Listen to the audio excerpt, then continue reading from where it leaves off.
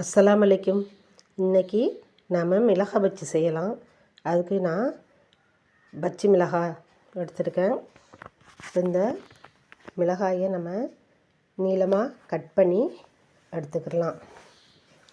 இப்படி காம்பை கொஞ்சம் அரிஞ்சு எடுத்துட்டு நீளமாக இப்படி கட் பண்ணணும். நீளமாக கட் பண்ணிவிட்டு அது உள்ள விதைகளெல்லாம் எடுத்துக்கிடலாம். விதைகளெல்லாம் எடுத்துட்டு மறுபடியும் ரெண்டாக கட் பண்ணணும். இது மாதிரி மேலே உள்ள காம்பை கொஞ்சம் நறுக்கிடணும். ரொம்ப நீளமாக இருக்கக்கூடாது. அதை எடுத்துகிட்டு இப்போ பாருங்கள், நடுவில் உள்ள விதையை எடுக்கிறேன்னா இதே மாதிரி விதையை எடுக்கணும். எடுத்துட்டு ரெண்டாக கட் பண்ணி எடுத்துடணும். ஒரு மிளகாயை 4ஆக கட் பண்ணி எடுத்துக்கணும். இது போல் இதே மாதிரி நமக்கு தேவையான அளவு கட் பண்ணி எடுத்துக்கலாம். கட் பண்ணி எடுத்துட்டு நான் கொஞ்சம் ஒரு பிஞ்சு உப்பு போடுறேன்.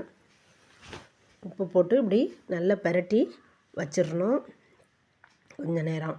அப்போ தான் அந்த மிளகாய் நல்லா சாஃப்டாகும். இப்போ அடுத்ததாக நம்ம மாவு ரெடி பண்ணிக்கிடலாம். ஒரு கப்பு நான் கடலை மாவு எடுக்கிறேன்.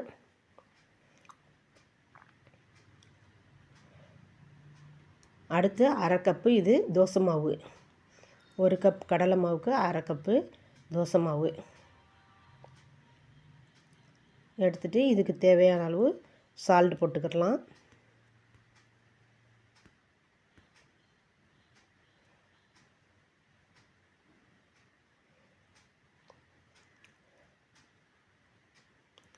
அரை ஸ்பூனு மிளகாத்தூள்,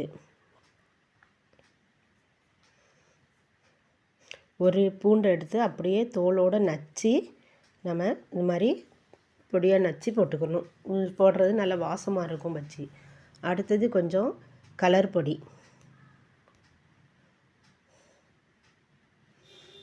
ஒரு பிஞ்சு கலர் பொடி. அடுத்தது கொஞ்சோன்னு ஒரு பிஞ்சு சோடா உப்பு போடுறேன். இது எல்லாத்தையும் நல்லா கொஞ்சம் கொஞ்சமாக தண்ணி ஊற்றி நம்ம கரைச்சிக்கிடலாம்.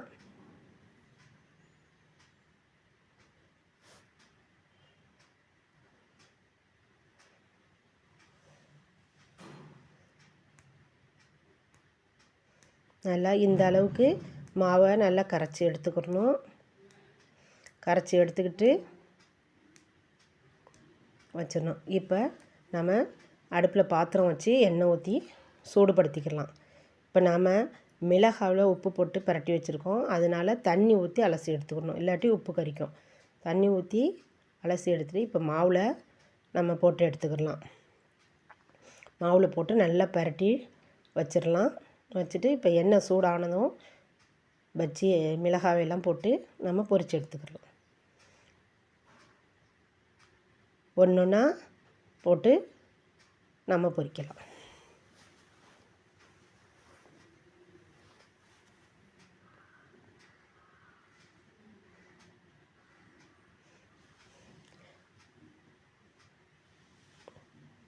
எண்ணெயை நல்லா ஹீட் பண்ணிவிட்டு போடணும். இல்லாட்டி எண்ணெய் ஹீட் இல்லாட்டி பஜ்ஜி ஒரு மாதிரியாக எண்ணெய் உரியும்.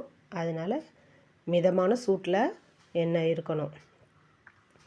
இப்போ பஜ்ஜி ஒரு பக்கம் வெந்ததும் மறுபக்கம் பிரட்டி போட்டு வெந்ததும் எடுத்துக்கிடலாம்.